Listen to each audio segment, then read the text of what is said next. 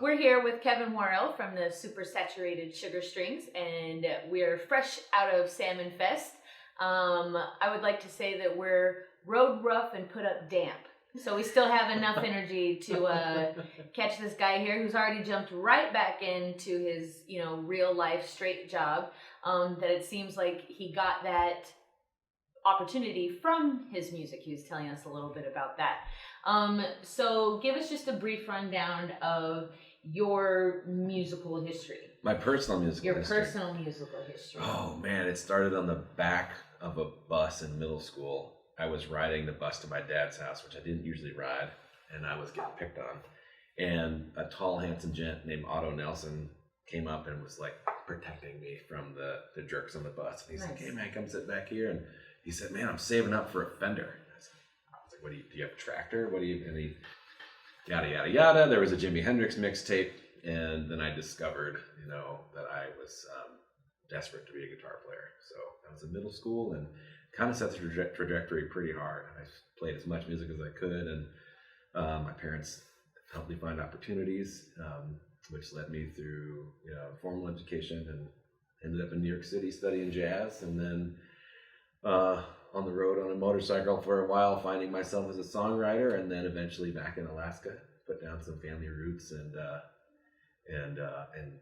just needed more music, so I just kept making it until I crossed paths with the Sugar Strings. So how long was that ago? Gosh, it seems like the Sugar Strings have been a band for a couple of years at that point, and I think that was in 2013 that I became a Sugar String. Might have been 2014, somewhere in there. It's fuzzy. Yeah. Yeah, but we've been a band now the band's been around for about 10 years. Okay. How many Salmon Fests have y'all gotten to play? You looked really at home. Yeah, every one. I don't think nice. Yeah, I think we may have missed one for touring challenges, but we've been there since the first days. We really align with the mission, and just we're all pretty connected to nature. Logan, our trumpet player, is also a farmer from the valley. Okay. I grew up on a farm in the valley, so we have that connection to harvest, and I'm pretty much, every time I'm not playing music around Salmon Fest, I'm fishing. So it's part of us. So yeah. How often do y'all get to go on the road? It seems like you have a straight 9-to-5 job. So how often do you get to tour with the band? Questions about my alter ego. I see. Yeah, no, it's a really interesting balance. As we get older and our roots get deeper, it's more of a juggling act to figure out how to make it work. But you stay committed and passionate about making the music, and then you find ways. My particular job, I'm able to have some generous leave. Other folks are working multiple part-time jobs, keep that flexibility. A couple of our folks are full-time, working full-time in music, either performing or giving lessons, so that we all find our way to stay committed. And so we're able to get on the road, and we also don't road hard, like we don't do 6-month tours. We tend to do hyper-focused tour in a spot and try to hit that spot every couple of years, at least a year or two, and we get out for 2-3 weeks, and then we get home. So that's how we're finding the balance. What are your favorite places in the lower 48 to play? Do you have a favorite state area? We had some really great support in Colorado. We made great friends with Dango Rose from Elephant Revival. Mm-hmm. Great band, which is actually making a revival right now. Nice. And they give us a really nice tour around, and it's beautiful there. It's a mountain state, so a lot of like similar vibes to Alaska. But we love them in Washington and Oregon. We've been all over, and the coast is beautiful. There's a bunch of little places along the coast, some big, some small, that are great. But what makes it best is the relationships that you have. You meet these friends, and going back to those friends, and especially the communities where they really are excited to see you. So I'm a Texas gal. Have you ever played in Texas? I've busked through Texas. Yeah, Okay. I've got some great songs about busking through Texas, but the Sugar Strings have not played in Texas yet. So we got to get y'all in Texas, and I got to hear these busking songs about Texas. Yeah, That's one of my favorite ways to play. Mm-hmm. Oh, cool. Yeah. Right on. So who does most of y'all's songwriting? Kat Moore is the majority songwriter, but the process, we talk about like making something a Sugar String song. So Kat comes in with, she's a pretty prolific pianist, so sometimes her compositions are pretty well wrought.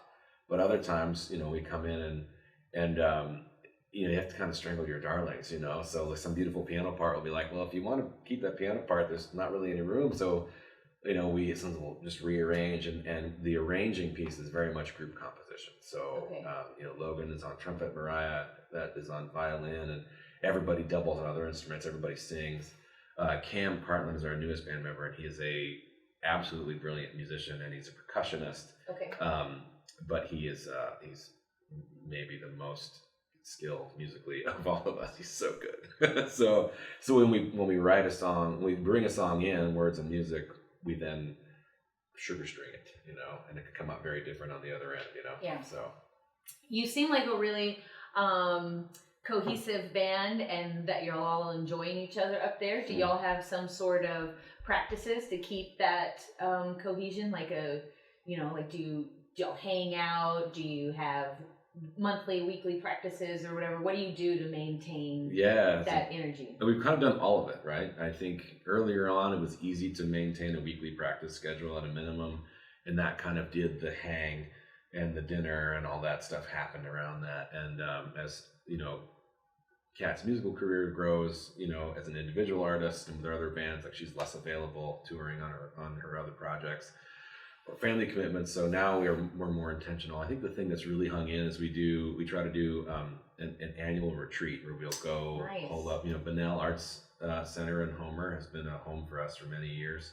We'll do an artist residency down there in middle of winter and hang for 10 days and write it. Essentially, like that's where like the new record comes from. Okay.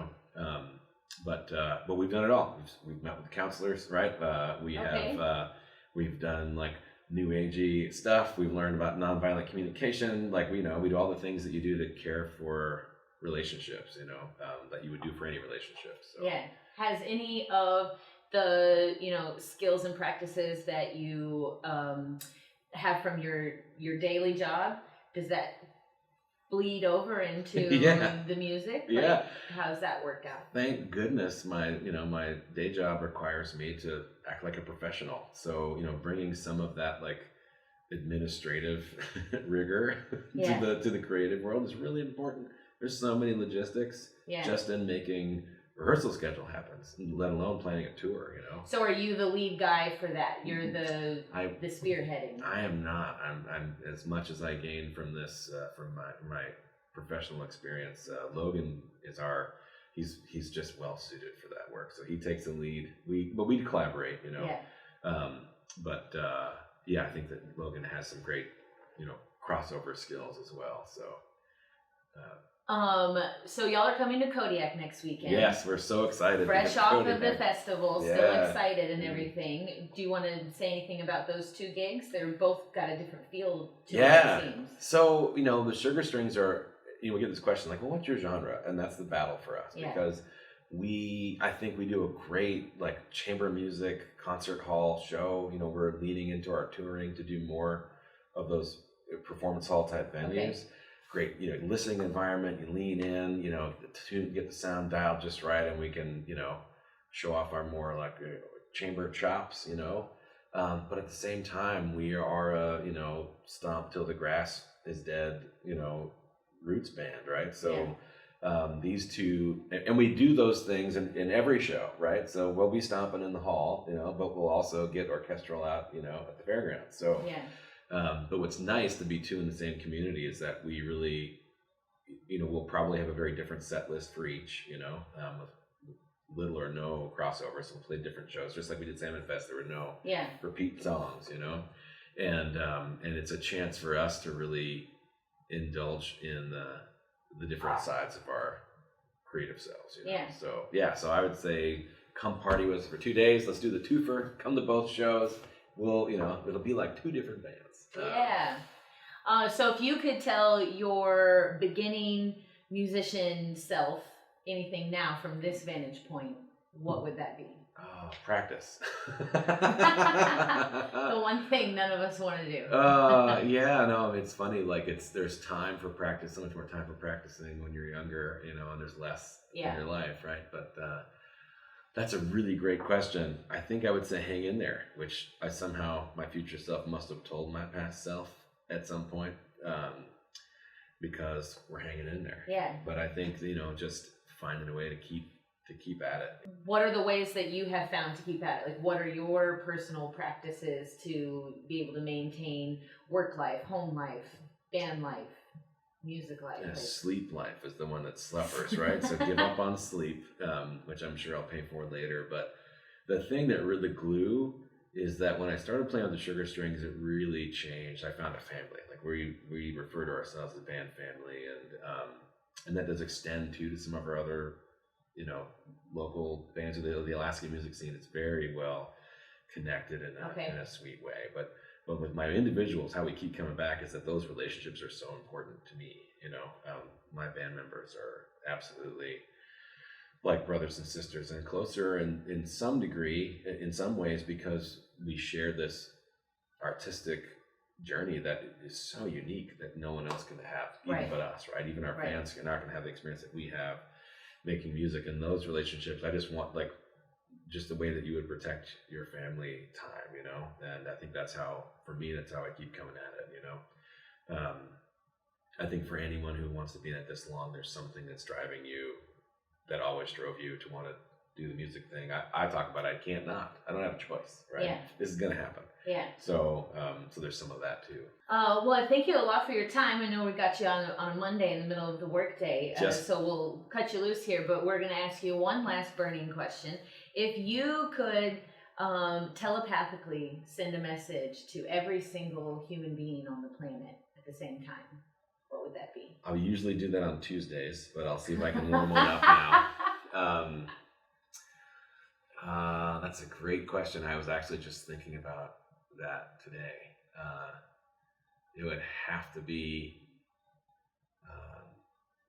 I'll have to explain it to you. That's fine. Right? Because I usually transmit in a nonverbal language that, I'm stalling.